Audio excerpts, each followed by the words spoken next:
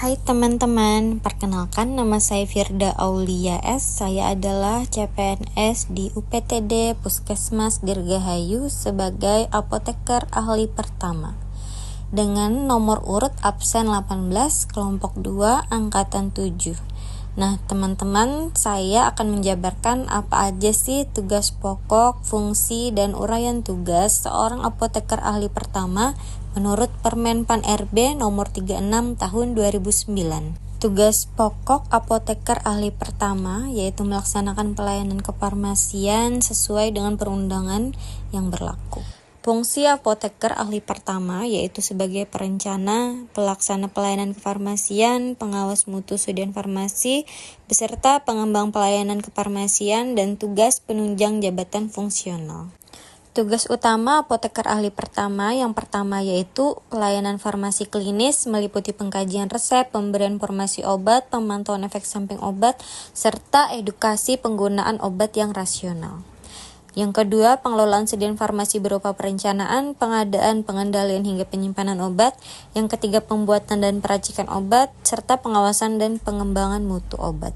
Selanjutnya kita akan masuk ke 5 isu yang akan dibahas berdasarkan tupoksi. Yang pertama, tidak terdapatnya ruang konseling di puskesmas.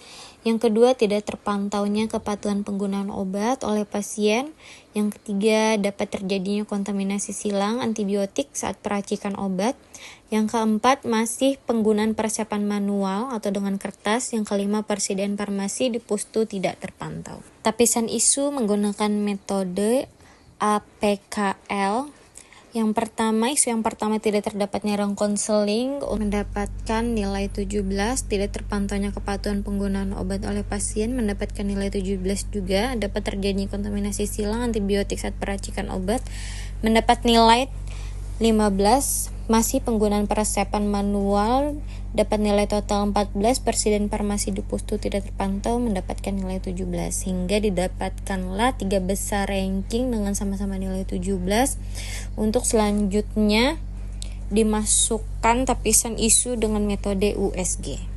Selanjutnya pada tapisan isu dengan metode USG didapatkan ranking 1 dengan nilai tertinggi 15, yaitu tidak terpantaunya kepatuhan penggunaan obat oleh pasien, diikuti oleh persediaan farmasi di pustu tidak terpantau secara aktual dan tidak terdapatnya ruang konseling. Selanjutnya permasalahan tersebut dimasukkan ke diagram fishbone yang mana didapatkan bahwa ternyata hal itu terjadi karena SDM yang tidak ada kesadarannya akan kepatuhan penggunaan obat oleh pasien, kemudian tidak adanya media atau material untuk pemantauan kepatuhan penggunaan obat oleh pasien, tidak adanya SOP yang menentukan untuk pemantauan kepatuhan penggunaan obat oleh pasien, dan tidak adanya sistem digital yang dapat digunakan untuk memantau kepatuhan penggunaan obat oleh pasien.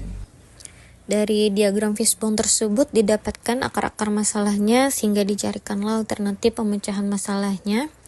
Masalah yang pertama, karena kurangnya kesadaran pentingnya mengetahui kepatuhan penggunaan obat oleh pasien, maka pemecahan pemasalahnya bisa diberikan pemahaman kepada SDM yang bersangkutan tentang pentingnya mengetahui kepatuhan penggunaan obat oleh pasien.